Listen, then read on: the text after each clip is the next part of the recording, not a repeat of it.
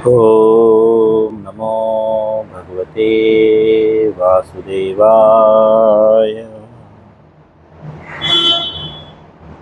ओम नमो भगवते वासुदेवाय।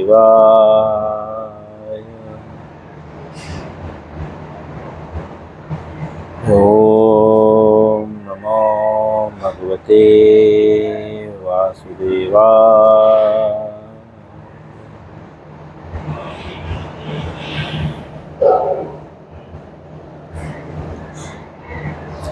श्रीमद् भगवद गीता अध्याय 5 श्लोक 10।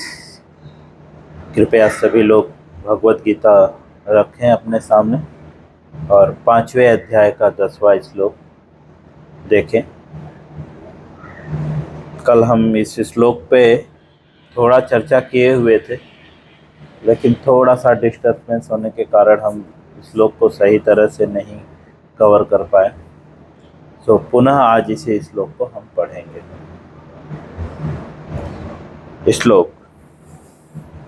ब्राह्मण याधय कर्माणि संगम त्यक्त्वा करोति यः लिप्यन्ते न स पापेन पद्मपत्रमिवाम्भसा।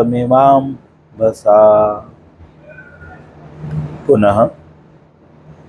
ब्राह्मण याधय कर्माणि संगम त्यक्त्वा करोति यः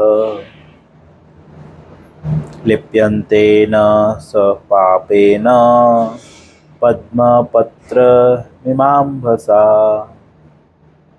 पुनः एक बार हम इस श्लोक को पढ़ेंगे। ब्राह्मण याधय कर्माणि संगम त्यक्त्वा करोति यः लिप्यन्ते न स पापेन पद्मपत्रमिवाम्भसा। शब्दार्थ, अनुवाद और तात्पर्य श्रील प्रभुपाद जी के द्वारा। शब्दार्थ। ब्राह्मणी भगवान में,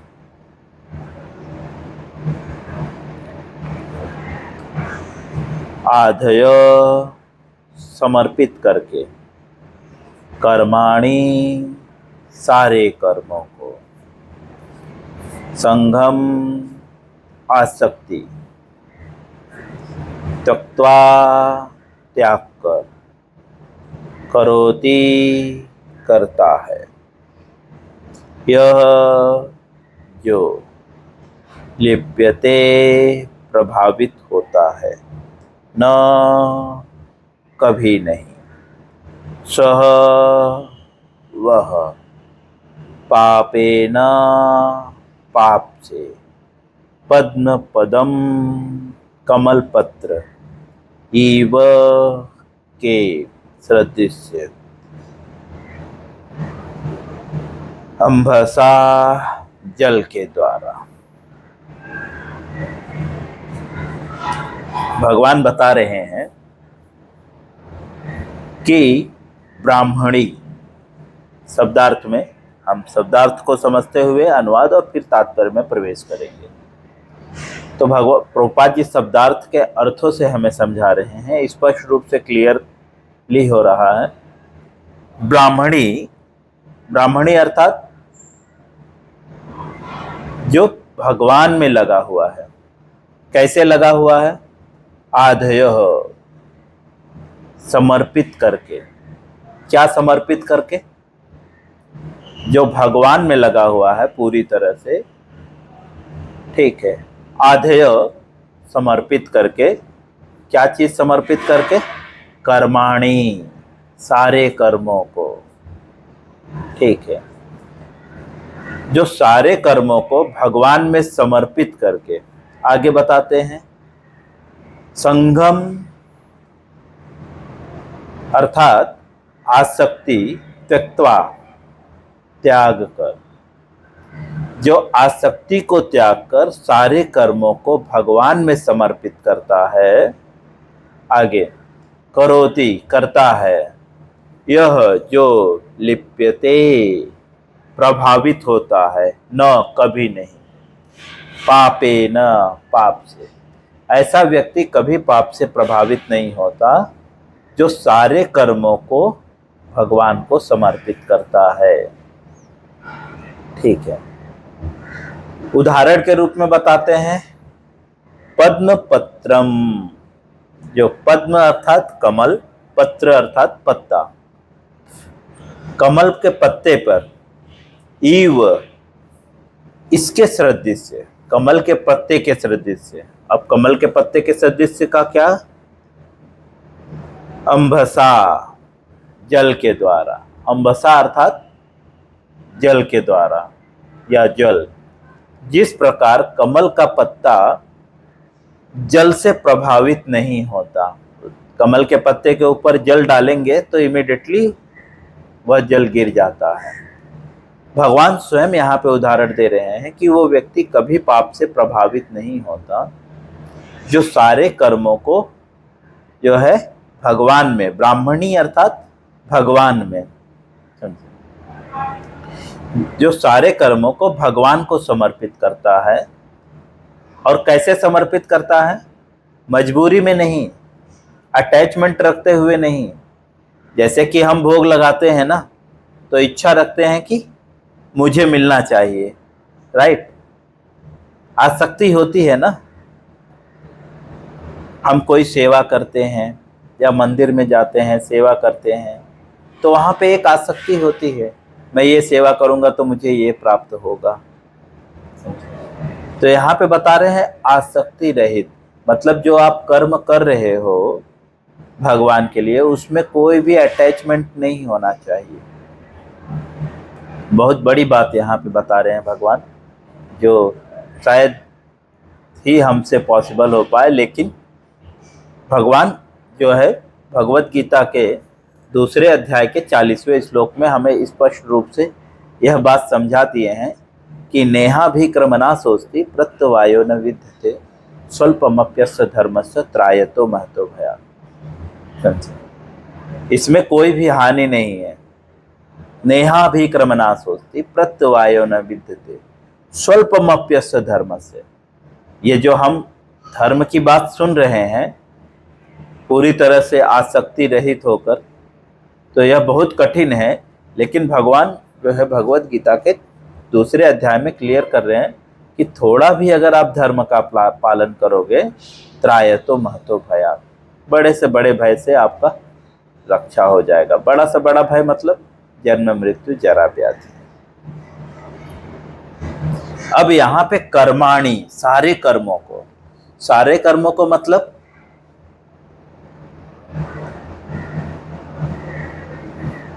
कुछ भी नहीं, सारे कर्मों को मतलब कुछ भी नहीं। ऐसा नहीं कि मैं चोरी करूं, कुछ भी करूं, भगवान को समर्पित करूं, है ना। इसी कर्म को ही लेकर लोग भ्रमित हो जाते हैं। इसी बात को भगवान भगवत गीता के 4थे अध्याय में बताते हैं। किम कर्मेति कवयो अपैत्र मोहिताः तत्र कर्म प्रवक्ष्यामि यज्ञत्वा मोक्ष्यसे शुभात्। क्या कर्म है और क्या अकर्म है, इसे निश्चित करने में बुद्धिमान से बुद्धिमान व्यक्ति भी मोहित हो जाता है। अतः मैं तुमको बताऊंगा कि क्या कर्म है, जिसे जानकर तुम जो है अशुभ से मुक्त हो जाओगे। अशुभ मतलब पाप कर्मों से मुक्त हो जाओगे। तो यहाँ पे जो सारे कर्मों की बात हो रही है, वह भगवान जो बताते हैं वो कर्म,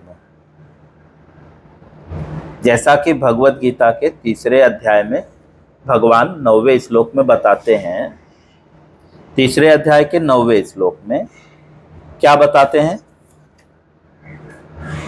यज्ञार्थ कर्मणो नेत्रम लोकोयम कर्म बंधनम तदर्थम कर्म कौन्तेय मुक्त संग समाचरण। विष्णु के लिए यज्ञ के रूप में कर्म करना चाहिए, सबसे पहले ये जानना है। जो यहाँ पे बता रहे हैं भगवान को समर्पित करना चाहिए, अर्थात भगवान विष्णु के लिए यज्ञ के रूप में कर्म करना चाहिए। और यहाँ पे भगवान चौथे अध्याय में जो है 16वें श्लोक में बता रहे हैं कि क्या कर्म है क्या अकर्म है, यह जानना जो है बहुत बड़े बड़े बुद्धिमान व्यक्ति भी जो है मोहित हो जाते हैं। इसीलिए मैं तुम्हें बताता हूँ कि कर्म क्या है। तो भगवान कहाँ पे बताते हैं कर्म क्या है? तो ठीक भगवत गीता के जो है तीसरे अध्याय के 15वें श्लोक में भगवान बताते हैं, कर्म ब्रह्म भवम वृद्धि ब्रह्मक्षर समुद्भवम त्यक्त्वा स्वर्गगतम ब्रह्म नित्यम यज्ञ प्रतिष्ठिता। वेदों में नियत कर्मों का विधान बताया गया है, अर्थात अपने मन से कर्मों को नहीं करना है। भगवान यहाँ पे जो इस श्लोक में 10वें श्लोक 5वें अध्याय के 10वें श्लोक जो अभी हम पढ़ रहे हैं, यहाँ पे बता रहे हैं कि सारे कर्मों को भगवान को समर्पित करना चाहिए। लेकिन भगवान को कौन कौन से कर्म, सारे कर्म इसके पहले भगवान बता चुके हैं। वेदों में जो नियत कर्मों का विधान है, अर्थात हम जो कर्म कर रहे हैं वो शास्त्र के अनुसार होना चाहिए। शास्त्र के अनुसार कर्म करते हुए उन कर्मों को भगवान को समर्पित करना है। क्योंकि यहाँ पे जो बता रहे हैं कि आप सारे कर्मों को भगवान को समर्पित कर दीजिए, तो इसका मतलब कुछ भी नहीं करके भगवान को समर्पित करना है, जैसे मांस खाना वगैरह वगैरह, ये सारी चीजें नहीं। क्योंकि व्यक्ति कंफ्यूज हो जाएगा। अगर हम इसी श्लोक को लें, आगे पीछे न देखें तो हम कंफ्यूज हो जाएंगे। इसीलिए हमें पीछे देखना है। भगवान पहले ही बता चुके हैं कि क्या कर्म है और क्या अकर्म है और कहाँ पे कर्मों का विधान है। तो वेदों में कर्मों का विधान है। तो वेद क्या है? तो बता रहे हैं ब्रह्म अक्षर समुद्भवम। ब्रह्म क्या, वेद क्या है? साक्षात भगवान के वेद जो हैं, ये वेद जो हैं साक्षात भगवान से प्रकट हुए हैं। और इन वेदों में जो कर्मों का विधान है उन कर्मों को करना चाहिए। ठीक है, यहाँ पे उन कर्मों की बात हो रही है, अर्थात वेदों में जो कर्मों का विधान है उस कर्म को करते हुए उन कर्मों को भगवान को अगर हम समर्पित करेंगे तो हम सारे पापों से मुक्त हो जाएंगे। जिस प्रकार से कमल पत्र पर एक बूंद जल गिरने से वो तुरंत साइड में हो जाता है, उससे प्रभावित नहीं होता।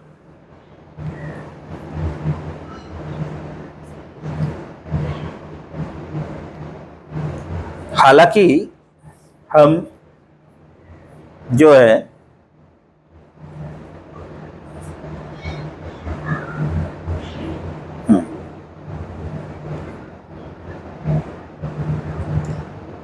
अब हम अनुवाद पढ़ेंगे। जो व्यक्ति कर्म फलों को परमेश्वर को समर्पित करके आसक्ति रहित होकर अपना कर्म करता है, वह पाप कर्मों से उसी तरह से अप्रभावित रहता है जिस प्रकार से कमल पत्र पर अस्पर्श रहता है। कमल पत्र जो है जल से अस्पर्श रहता है। अब हम तात्पर्य में प्रवेश करेंगे। तात्पर्य श्रील प्रभुपाद जी के द्वारा। यहाँ पर ब्राह्मणी का अर्थ है कृष्ण भावनामृत। जैसा कि शास्त्रों में बताया गया है, ब्रह्म जानाति इति ब्राह्मण, जो ब्रह्म को जानता है।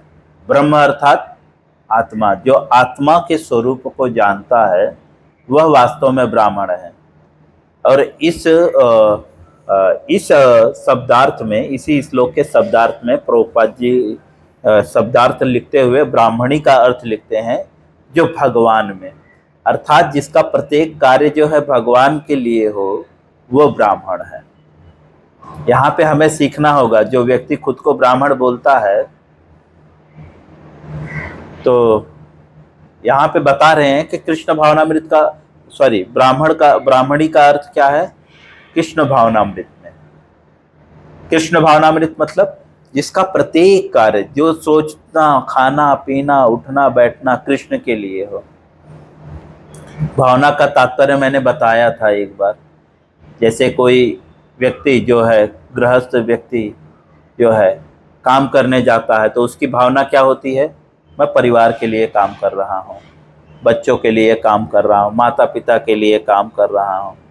सब्जी खरीदने जाता है तो सोचता है कि मैं माता पिता के लिए सब्जी खरीद रहा हूँ, है ना, बच्चों के लिए खरीद रहा हूँ, कपड़ा, वस्त्र, ऐसे अनेक चीज़ जो है, वह प्रत्येक चीज़ जो है वो अपने परिवार के लिए करता है। तो यहाँ पे जो कृष्ण भावनामृत मतलब जो प्रत्येक कार्य कृष्ण के विचार में करता हो। पैसा कमाता हो ये सोच के कि कृष्ण के लिए कमा रहा हूँ, कपड़ा खरीदता हो तो ये सोच कर कि मैं कृष्ण के लिए खरीद रहा हूँ या कृष्ण के सेवकों के लिए खरीद रहा हूँ। समझे? जो व्यक्तिगत आकांक्षाओं से रहित है, यह है कृष्ण भावनामृत। समझे? तो ब्राह्मण का अर्थ जो है, जो कृष्ण भावनामृत में है, उसे ब्राह्मण बोलते हैं। आजकल के अभी इनको तो ब्राह्मण हम कैसे बोल पाए, क्योंकि यहाँ पे जो ब्राह्मण शब्द का उल्लेख हो रहा है, जो स्वयं को ब्राह्मण घोषित करते हैं, इसके अनुसार तो वह ब्राह्मण है ही नहीं। कृपया सभी लोग म्यूट करके रखें। जोगेश जी, आपको साउंड म्यूट करना होगा।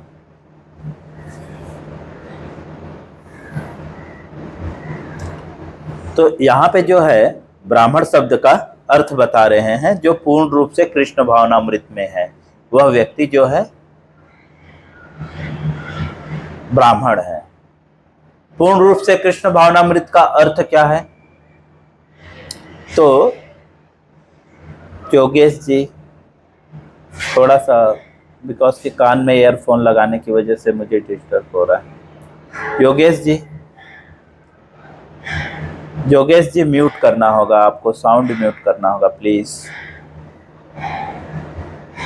जी प्रभु जी। या तो कृष्ण भावनामृत का अर्थ जो है हम कई बार जान चुके हैं। एक तो मैंने आपको जिस तरह से भौतिक उदाहरण दिया, अब शास्त्रों के अनुसार उसका उदाहरण हम देखते हैं। शास्त्रों में भागवतम के 9वें स्कंध के 4थे अध्याय में 18 से 20 श्लोक में कृष्ण भावना भावित विषय में बताया गया है। कृष्ण भावनामृत की 9 प्रकार की विधियां हैं। श्रवणम, कीर्तनम, विष्णु स्मरणम, अर्चनम, वंदनम, दास्यम, साख्यम, आत्मनिवेदनम। ये भक्ति की 9 विधियां हैं, है ना, अर्थात कृष्ण भावना भावित होने की 9 विधियां हैं। इसी चीज को अम्बरीशी महाराज भागवतम के 9वें स्कंद के 4थे अध्याय के 18 से 20 श्लोक में संबोधित करते हैं अपने पुत्रों को। सवे मनः कृष्ण पदारविंदयो। वही श्लोक जो है भगवत गीता में प्रभुपाद जी 2 अध्याय के 62वें श्लोक के तात्पर्य में कोट करते हैं। उन सारे श्लोकों को हमें भागवतम में जाने की जरूरत नहीं है। हम 2 अध्याय के 62वें श्लोक में अगर देखेंगे तो प्रभुपाद जी 9वें स्कंद के 4थे अध्याय का 18 से 20 श्लोक कोट करते हैं। वहां पे अम्बरीशी महाराज अपने पुत्रों को बताते हैं कृष्ण भावनामृत की विधि क्या है, कृष्ण भावनामृत व्यक्ति कौन है, अर्थात ब्राह्मण कौन है। कृष्ण भावनामृत, यहाँ पे ब्राह्मणी का अर्थ है कृष्ण भावनामृत होना चाहिए। और कृष्ण भावनामृत का क्या अर्थ है? सवे मनः कृष्ण पदारविंदयो। जिसका मन जो है भगवान श्री कृष्ण के चरण कमलों में लगा होना चाहिए। यह भागवतम का श्लोक है। वैकुंठ वाचांस गुणानुवर्णने, वह उसकी वाणी क्या? भगवान के वैकुंठ वाचांस गुणानुवर्णने, भगवान की लीलाओं को वर्णन करने में लगा रहना चाहिए। हम इस श्लोक को ना पढ़कर सीधा अनुवाद पढ़ेंगे। अम्बरीश महाराज ने अपने मन भगवान श्री कृष्ण के चरणारविंद पर स्थित कर दिया था।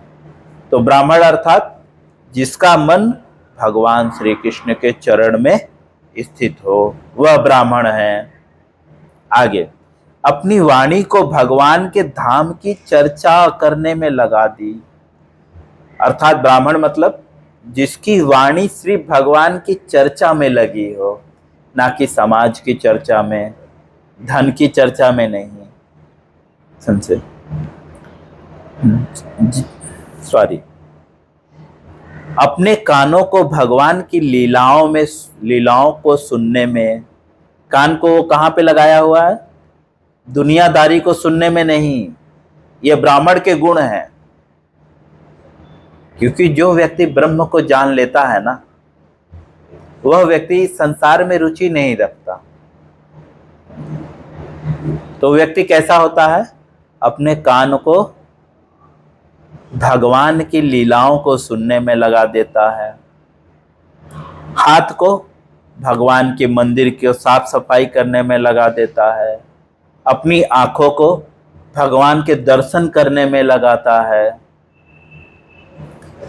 अपने शरीर को भक्तों के शरीर से स्पर्श करने में लगाता है, भक्तों को प्रणाम करने में, भक्तों के आलिंगन करने में, अपने नाक को भगवान के चरणों में चढ़ाए गए पुष्प बेट के सुगंध लेने में लगाता है,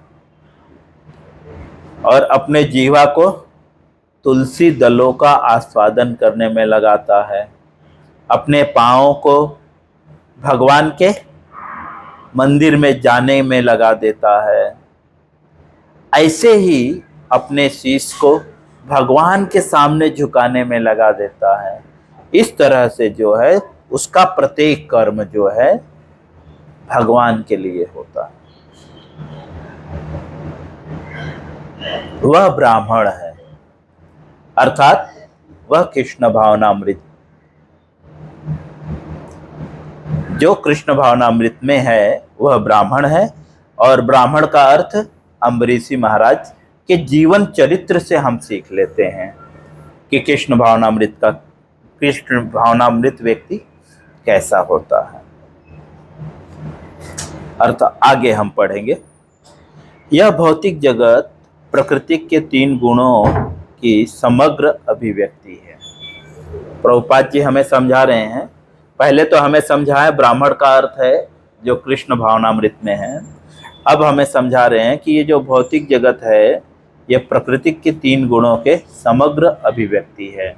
समग्र अभिव्यक्ति मतलब प्रकृति के 3 गुणों के द्वारा ये प्रकट हुआ है, जिससे प्रधान की संज्ञा दी जाती है।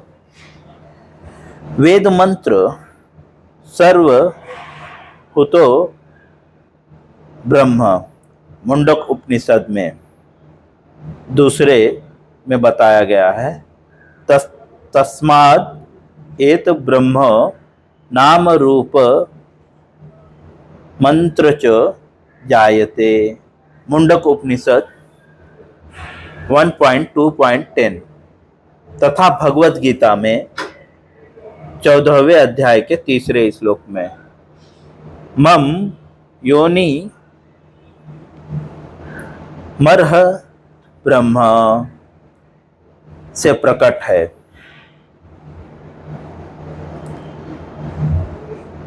कि जगत की प्रत्येक वस्तु ब्रह्म की अभिव्यक्ति है। आसक्ति रहित होकर कर्म करने के विषय में जो बता रहे हैं, तो प्रभुपाद जी जो है यहाँ पे उदाहरण दे रहे हैं कुछ कि मुंडक उपनिषद में दूसरे में श्लोक में बताया गया है, और भगवत गीता के 14वें अध्याय के जो है 3 श्लोक में बताया है। और मुंडक उपनिषद का एक श्लोक और कोड करते हैं, उसका पूरी तरह से बताते हैं कि पहले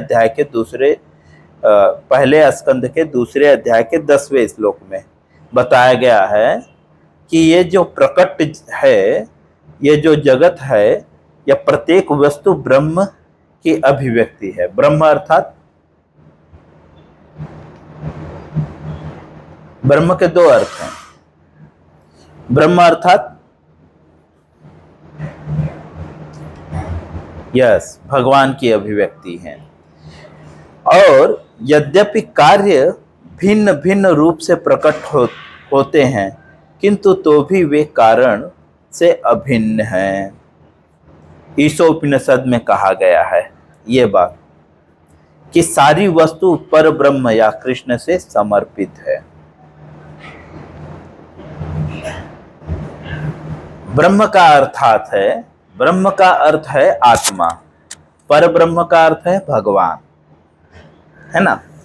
तो मुंडक उपनिषद में बताया गया है कि सारी जो है ये जगत है, ये जो है ब्रह्म, जो है ब्रह्म से अभिव्यक्ति है। अर्थात यह सारी वस्तु जो है अभिव्यक्ति आत्मा के कल्याण के लिए है, समझे। और ईशो उपनिषद में बताया गया है कि ये सारी जो है वस्तुएं जो है यह परम ब्रह्म से अभिव्यक्ति है, अर्थात परम ब्रह्म से अभिन्न है, अर्थात उनसे निकली हुई है। अर्थात ये वस्तु हमारी नहीं है, यह वस्तु हमारे लिए है, लेकिन हमें क्या करना है, इसे भगवान को समर्पित करने के लिए है। यह हमें पहले भी दूसरे अध्याय में, दूसरे और तीसरे अध्याय के कर्म योग में बताते हैं कि ये देवी देवता जो है हमें जो प्रत्येक वस्तु दे रहे हैं, ये भगवान की सेवा के लिए दे रहे हैं। भगवान के द्वारा नियुक्त किए गए अधिकारी हैं। देवी देवता जो हैं भगवान के द्वारा नियुक्त किए गए अधिकारी हैं, और ये जो हमें वस्तु दे रहे हैं ये किस लिए, ताकि हम भगवान की सेवा कर सकें। इसीलिए यहाँ पे बता रहे हैं कि ये सारी चीज़ें जो हैं, ये सारी वस्तुएं जो है परम ब्रह्म से संबंधित है। अतएव वे केवल उन्हीं की हैं।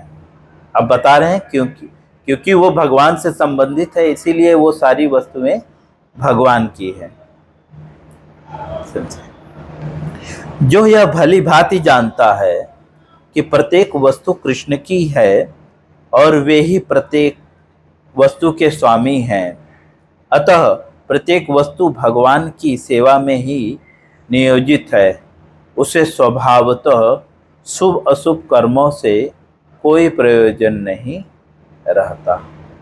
यहाँ पे बता रहे हैं कि जो व्यक्ति यह जानता है कि सारी वस्तु जो है कृष्ण की है और यह सब कृष्ण के नियोजित है, कृष्ण की सेवा के लिए है, तो वह व्यक्ति कभी भी शुभ और अशुभ कार्यों से प्रभावित नहीं होता। हम ये पूर्ण कर लें क्या? चलिए हम इस श्लोक को थोड़ा खींच लेते हैं फटाक से, क्योंकि मोस्टली मैंने इस श्लोक को पूरी तरह से समझा दिया है। तात्पर्य में थोड़ा हम इस तात्पर्य को पूर्ण ही कर लेंगे आज।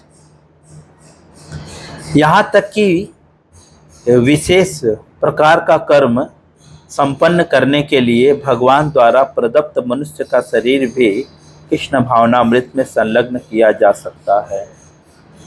जब यह पाप कर्मों के कलमश से वैसे ही परे रहता है जैसे कि कमल पत्र जल में रहकर भी भीगता नहीं है। प्रभुपाद जी बता रहे हैं यह शरीर भी जो है भगवान की सेवा में लगाया जा सकता है, लेकिन कब लगाया जा सकता है?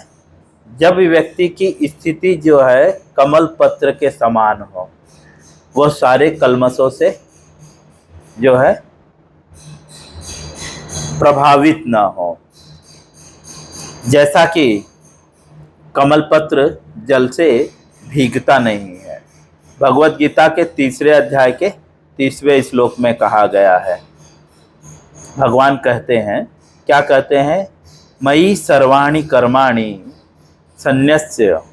वहाँ पे बताते हैं कि संपूर्ण कर्म को मुझे अर्थात कृष्ण को समर्पित करो। तात्पर्य यह है कि कृष्ण भावनामृत विहीन पुरुष शरीर एवं इंद्रियों को अपना स्वामी समझकर कर्म करता है। प्रभुपाद जी बता रहे हैं कि जो कृष्ण भावना भावित व्यक्ति नहीं है, जो कृष्ण भावना विहीन व्यक्ति है, अर्थात जो ब्राह्मण नहीं है, वह जो है सारे कर्म क्या समझकर करता है और किस लिए करता है? इंद्रियों को अपना स्वरूप समझकर, अर्थात वो शरीर को ही सब कुछ मानकर कर्म करता है। किंतु जो कृष्ण भावना भावित व्यक्ति है, यह समझकर कर्म करता है कि यह देह कृष्ण की संपत्ति है, अतः इसे कृष्ण के सेवा में प्रवृत्त होना चाहिए। प्रभुपाद जी बता रहे हैं कि जो कृष्ण भावना भावित व्यक्ति होता है वो क्या सोचता है? यह शरीर कृष्ण का है और इसलिए यह जो है कृष्ण के लिए प्रयोग करना चाहिए। इस मनोभाव से व्यक्ति जो इस श्लोक में बता रहे हैं, आसक्ति रहित होकर जो है वह पाप कर्मों से मुक्त हो जाता है, भगवान के लिए कर्म करता हुआ। तो वह किस तरह से आसक्ति रहित होता है? तो यहाँ पे प्रभुपाद जी तात्पर्य में क्लियर करते हैं कि वह सोचता है कि यह शरीर कृष्ण का है और ये जो सारी वस्तुएं हैं ये देवताओं के द्वारा, भगवान के द्वारा हमें प्रदत्त है, देवताओं के माध्यम से। और यह मुंडक उपनिषद में स्पष्ट रूप से बताया गया है, ठीक है। और इसे हमें भगवान की सेवा में लगानी है। और यहाँ तक कि वो ये भावना रखता है कि ये शरीर भी जो है कृष्ण का है और इस शरीर को कृष्ण की सेवा में लगानी है। इस तरह से प्रभुपाद जी भगवत गीता के 5वें अध्याय के 10वें श्लोक के तात्पर्य को पूर्ण करते हैं। हरे कृष्णा।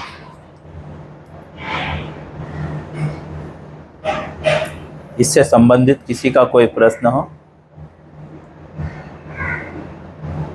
जी, हरे कृष्णा। सुनैना।